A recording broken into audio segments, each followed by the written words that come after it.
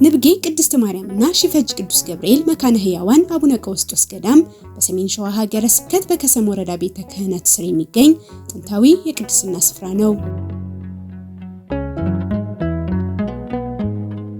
ንብጌ ቅድስት ማርያምና ሽፈጅ ቅዱስ ገብርኤል መካነ ሕያዋን አቡነ ቀውስጦስ ገዳም የተገደመው በጻድቁ አቡነ ቀውስጦስ ሲሆን የእድሜ ጠገብ ታሪክ ባለቤት የቅዱሳን በዓት እንደሆነም ይነገርለታል።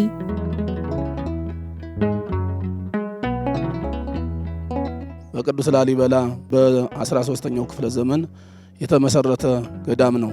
የመሰረተውም አባታችን ጻድቁ አቡነ ቀውስጦስ የሚኖር ቡልጋ ወይም ደግሞ መስኖ ማርያም ቺፋይ በምትባል ነበር ሱባኤ የያዘ። ከዚያ ሄደህ ቤተክርስቲያንን ስራልኝ ብለው ሄዶ እዚያ በዓት ይዞ የእመቤታችንን ቤተክርስቲያን በተነገረው መሰረት መስርቷታል።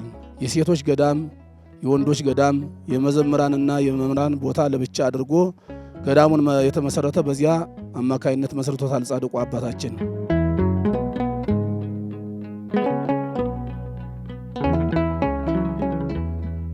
በ12ኛው መቶ ክፍለ ዘመን በአጼ ይኩኖ አምላክ ዘመነ መንግስት በኢትዮጵያዊ ጻድቅ አቡነ ቀውስጦስ እንደተመሰረተ የሚነገርለት ንብጌ ቅድስት ማርያምና ሽፈጅ ቅዱስ ገብርኤል መካነ ሕያዋን አቡነ ቀውስጦስ ገዳም የመጀመሪያ ስያሜው ደብረ ሲና አቡነ ቀውስጦስ አንድነት ገዳም እንደነበርና ከ600 በላይ መነኮሳት እንደነበሩበትም ይነገርለታል።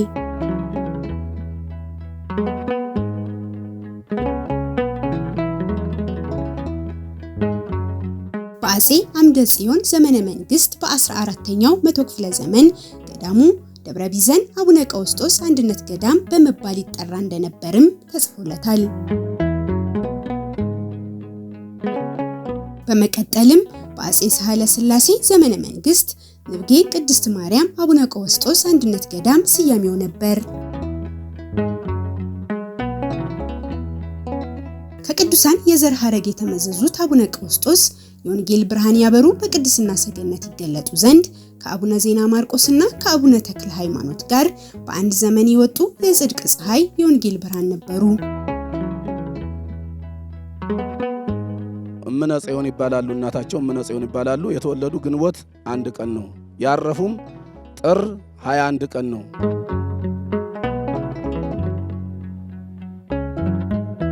ጻድቁ አባታችን አቡነ ቀውስጦስ በ12ኛው መቶ ክፍለ ዘመን በአጼ አምደ ጽዮን ዘመነ መንግስት ደብረ ሲና አቡነ ቀውስጦስ አንድነት ገዳም እየተባለ ይጠራ ነበር። በ14ኛው መቶ ክፍለ ዘመንም በአጼ ይኩኖ አምላክ ደብረ ቢዘን አንድነት አቡነ ቀውስጦስ አንድነት ገዳም እየተባለ ይጠራል። ሲቀጥልም በአጼ ሳህለ ሥላሴ ዘመነ መንግስት ንብጌ ቅድስት ማርያምና ሽፈጅ ቅዱስ ገብርኤል መካነ ሕያዋን አቡነ ቀውስጦስ ገዳም እየተባለ ይጠራል። ከዚህ በፊት አቡነ ቀውስጦስ እዚህ ከመምጣታቸው በፊት ቺፋይ ተራራ በሚባል ሀገር ላይ ቦታ ላይ ሲኖሩ እዛ ቦታ እንዳይኖሩ ሰዎች ስለፈለጉ ቅዱስ ገብርኤል ክፍልህ እስከ ዳግም ምጽአት ጋይና ንብጌ ነውና ወደዛ ጫካ ግባ ብሏቸው ወደዚህ ቦታ ሲመጡ መንገድ ሲጠፋባቸው በጋይ አካባቢ አንድ ተራራ ላይ የሆነ ሕፃን አገኙና መንገድ አሳየኝ ሲሉት ያ ሕፃን የሚያውቀው ነገር ስላልነበረ እናቴ ታሳይህ አለ። እናቱ እንድታሳያቸው ሲጠይቋት አይነ ስውር ነኝ አለች። ወዲያውኑ ጸበሉ ላይ ውሃው ላይ ጸፍ ብለው ጸበል አድርገው አይኗን ሲረጯት አይኗ በርቶላት እዚህ ቦታ ይዛቸው መጣለች። እዚህ ቦታ ሲኖሩ እምነ ጽዮን የቅድስት እምነ ጽዮን የአቡነ ቀውስጦስ እናት ናትና ባለቤቷ ገላውዲዮስ ወደ አክሱም ጽዮን ስለሄደ ገንዘቡን ለማንም መስጠት ስላልቻለች ገንዘብክን የአባትን ንብረት ተረከበኝ ስትላቸው እነሱም የአባቴ ንብረት ምድራዊ እንጂ ሰማያዊ አይደለም ሲሏት በዛው እንደዛ ስካልክ የቤተ መቅደሱን የድንግል ማርያም ቤተ መቅደስ እንስራበት እኔም ስለተስየ ነበር ልጄ ካስገኘልኝ ብዬ ነበር ስትለው ወዲያውኑ ቅዱስ ገብርኤል ከሰማይ ወርዶ መቅደሱን ቅዱሱን ቅኔ ማህሌቱን ለክቶ ሰጥቷቸው ቤተ መቅደሱ የድንግል ማርያም ቤተ መቅደስ ተጀምሯል።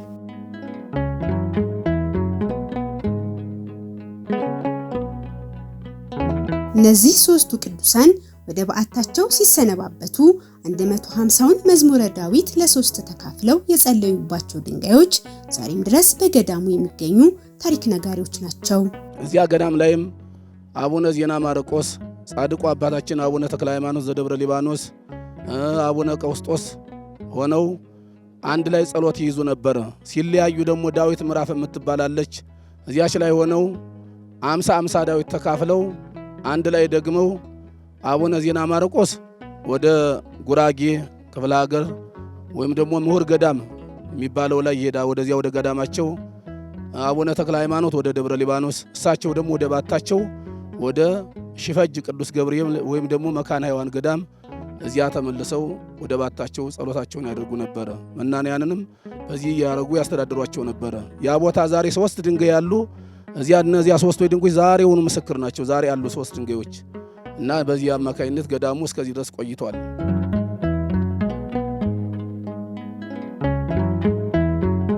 ብዙ መነኮሳት ብዙ መናንያን ነበሩበት።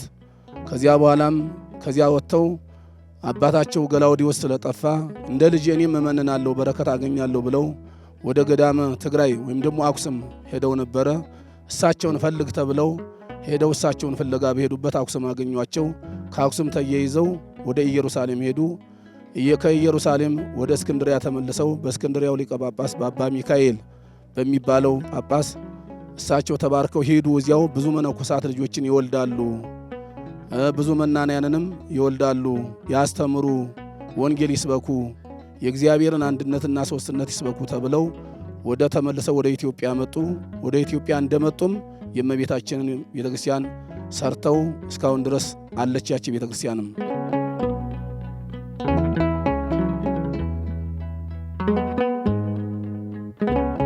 ጸጥታ የረበበበት ሰላም የሰፈነበት የመልክዓ ምድሩ ግርማ መንፈስን የሚያድስ እረፍትን የሚያጎናጽፍ መንገዱ ጉልበትን የሚፈትን በረከትን ግን የሚያድል እምጌ ቅድስት ማርያምና ሽፈጅ ቅዱስ ገብርኤል መካነ ሕያዋን አቡነ ቀውስጦስ ገዳም የቅዱሳን በዓት የሰማይ ደጅ ነው። በቦታው ላይ በጣም ብዙ ደቀ መዛሙርት ስለነበሩ እያገለገሉበት ኖረዋል። እየጸለዩ ያሉ ጻድቁ አባታችን አቡነ ቀውስጦስ 9 ክንድ እባብ ተጠምጥሞባቸው ወደቁ ጸሎት ላለማቋረጥ ብለው። ከዚህ በኋላ ወዲያውኑ ፍታት እያደረጉላቸው እያሉ አቡነ ቀውስጦስ ከሞት ተነሱ። እንዴት ተነሳ ሲሏቸው በወልድ ያመነ የዘላለም ሕይወት አለው ይላል ቃሉ ብለዋል። ከዚህ በኋላ በዚህ ላይ አምባ በሚባለው ዋሻ ውስጥ ለብዙ ዓመታት ከተክለ ሃይማኖት ጋራ ከጻድቁ ዜና ማርቆስ ጋራ አብረው ሲጸልዩ ከዚህ በኋላ እነዚህ ቅዱሳን ሲለያዩ ትልቅ ድንጋይ አግኝተው እዛ ድንጋይ ላይ ዳዊታቸውን 3 ቦታ 50-50ውን ተከፋፍለው ሲለያዩ ወዲያውኑ 5 የነበረው 150 ሆኖላቸው ተክለ ሃይማኖት ወደ ቲሳ፣ ጻድቁ አቡነ ቀውስጦስ ደግሞ ወደዚሁ ገዳም፣ አቡነ ዜና ማርቆስ ደግሞ ወደ ጅሩ ገዳም ሄደዋል ማለት ነው።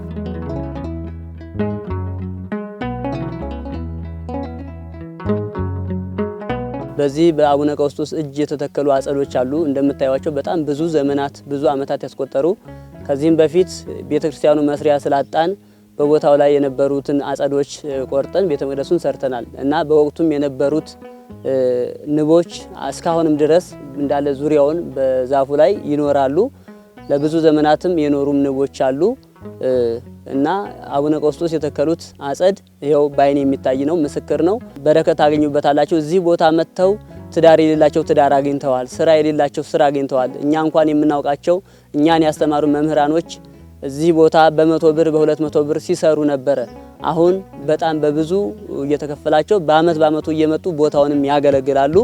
ለዚሁም የቦታውን ማንነትም መምህራኖቻችንም ስላሉ እነሱም ይናገራሉ። የቦታው ቃል ኪዳን የተለየ ነው። ትምህርት አይገባውም የተባለ ሰው እንኳን እዚህ ቦታ መጥቶ አቡነ ቀውስጦስ ወንበር የዘረጉበት ቦታ ስለሆነ ትምህርት እየገባቸው ብዙዎች ሊቃውንት መምህራን የሆኑበት ቦታ ነው። በዚህ አጋጣሚ ሌሎችም በሌላ ቦታ ያላችሁ ደቀ መዛሙርትም እዚህ መታችሁ ጉባኤያችሁን እንድታስፋፉ መምህራን ስላሉ እያን መልእክታችን እናስተላልፋለን።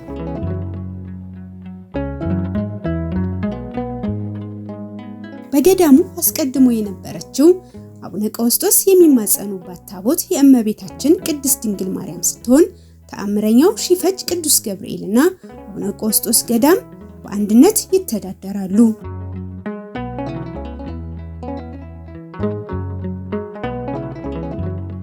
ለመሆኑ ጸሎት ሰሚው ተአምር አድራጊው የብስራታዊ መልአክ ቅዱስ ገብርኤል ቤተክርስቲያን ሽፈጅ ቅዱስ ገብርኤል የሚለው ስያሜውን እንዴት ሊያገኝ ቻለ ቢሉ ታሪክ ወዲህ ነው።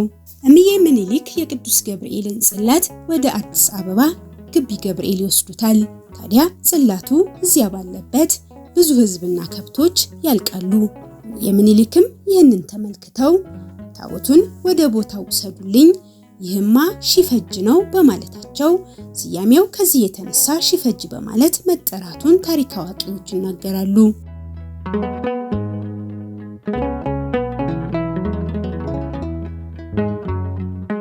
በዘመኑ የነበሩ ባዕድ አምልኮችን ድል የነሱ ጽድቅን የመሰከሩ ቅድስናን የኖሩ የወንጌል ገበሬ አቡነ ቀውስጦስ በዚህ ገዳም ዘመናትን የተሻገሩ የቅድስና ስራዎችን ሰርተዋል። ወንበር ዘርግተው ጉባኤ አስፍተው የእውቀትን ማዕድ ዘርግተው ለብዙዎች መግበዋል።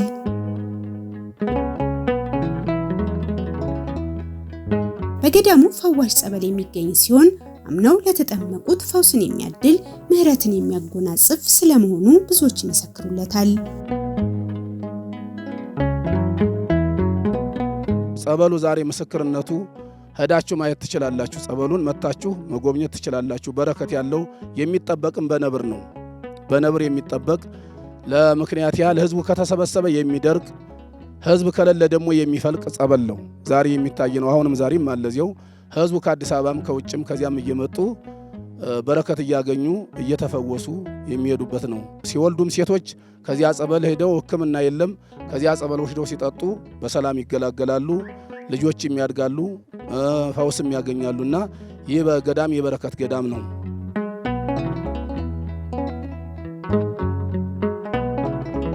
እና ቅዱስ ገብርኤል ጸበሉም ብዙ ድውያንን እየፈወሰ ነው። የአባታችን የአቡነ ቀውስጦስም ጸበሉን ወስዶ በእህሉ ላይ የረጨው ሰው ዝንጀሮ እንኳን እህል ውስጥ ገብቶ እህሉን መብላት አይችልም። ከብቶች ገብተው ከሳር ውጪ እህሉን አይበሉም። ምክንያቱም እህል ውስጥ ገብተው አረም ያርማሉ ብንል አያሳፍርም። ምክንያቱም አረሙን እየመረጡ ስለሚበሉ ይሄንን ታሪክ የምናገኘው ከአቡነ ቀውስጦስ ገር ላይ በታሪክ በሰፊው ተጽፎ እናገኘዋለን። ለብዙ ዘመናት የቅዱስ ገብርኤል ጽላት በነበረበት ዋሻ ውስጥ መንበርም ማለት ታቦቱ ሲኖርበት የነበረው መንበር አለ።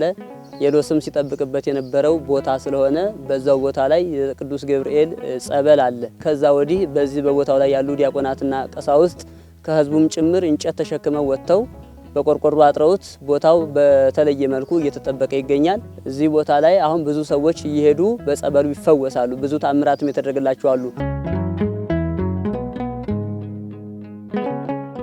በየዓመቱ ታኅሳስ 19 የሚከበረው የቅዱስ ገብርኤል ክብረ በዓልም በዚሁ ገዳም ታኅሳስ 19 2018 ዓ.ም በታላቅ ድምቀት ይከበራል። በኢትዮጵያ ኦርቶዶክስ ተዋሕዶ ቤተክርስቲያን በሰሜን ሸዋ ሀገረ ስብከት በከሰም ወረዳ ቤተ ክህነት ስር የሚገኘው የንብጌ ቅድስት ማርያምና የሽፈጅ ቅዱስ ገብርኤል መካነ ሔዋን አቡነ ቀውስጦስ ገዳም ቤተክርስቲያን ከአዲስ አበባ እስከ ቱለፋ 65 ኪሎ ሜትር ርቀት ላይ የሚገኝ ሲሆን እንዲሁም ከደብረ ብርሃን እስከ ቱለፋ አሁንም 65 ኪሎ ሜትር ርቀት ላይ የሚገኝ ሲሆን ከቱለፋ እስከ ገዳሙ ድረስ 4 ኪሎ ሜትር ገባ ብሎ አፋፍ ላይ ብቅ ሲል የሚታይ ዙሪያውን በአጸድ የተከበበ ቦታ መሆኑ ይታወቃል። በዚህ ቦታ ላይ በየዓመቱ ታኅሳስ 19 ቀን በታላቅ በደመቀ ሁኔታ ይከበራል። ሁላችሁም ክርስቲያኖች ከያላችሁበት መጣችሁ በእለቱ በዓሉን እንድታከብሩልን በቅድስት ቤተክርስቲያናችን ስም እናሳስባለን።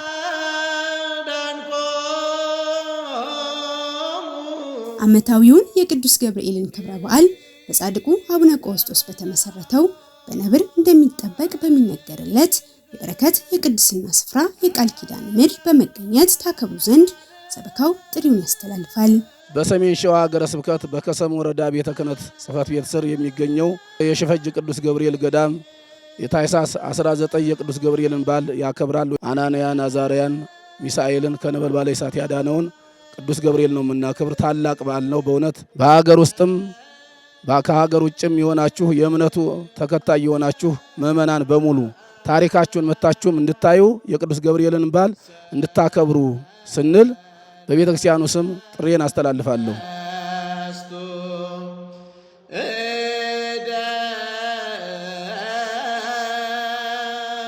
በጻድቁ እጅ የተተከሉ እድሜ ጠገብ ዛፎች ዙሪያውን ዘብ የቆሙለት የሰላም አንባ የበረከት ምድር ንብጌ ቅድስት ማርያምና ሽፈጅ ቅዱስ ገብርኤል መካነ ሕያዋን አቡነ ቀውስጦስ ገዳም ታኅሳስ 19 ቀን 2018 ዓ.ም ከዋዜማ ጀምሮ በመገኘት ታሪካችሁን ወቁ፣ በዓሉንም አክብራችሁ ክበሩ በማለት መልእክታቸውንም ያስተላልፋሉ። በቦታው ላይ ብዙ አጸድ የሚታይበት፣ ብዙ ታሪክ የሚነገርበት፣ ብዙ ካህናት አባቶች የሚያገለግሉበት ቦታ መሆኑ ይታወቃል። በቅድስት ቤተክርስቲያን ስም ሁላችሁም ታኅሳስ 19 ቀን መጣችሁ የመልአኩ የቅዱስ ገብርኤልን በዓል እንድታከብሩልን። በዓሉን በተመለከተ አናንያ፣ አዛርያ፣ ሚሳኤል ሰለስቱ ደቂቅ የዳኑበት ዕለት ነው። እናንተም ከፈራችሁት ነገር ሁሉ ትድናላችሁ። በእምነታችሁ የጸናችሁ ሁላችሁም በቦታው ላይ መጣችሁ በዓሉን በሰላም እንድታከብሩልን በቅድስት ቤተክርስቲያናችን ስም እናሳስባለን። ታኅሳስ 19 2018 ዓመተ ምህረት ከዋዜማ ጀምሮ በስፍራው በመገኘት በዓሉን አክብረን የበረከቱ ተካፋይ እንሁን መልእክታችን ነው። ሰላም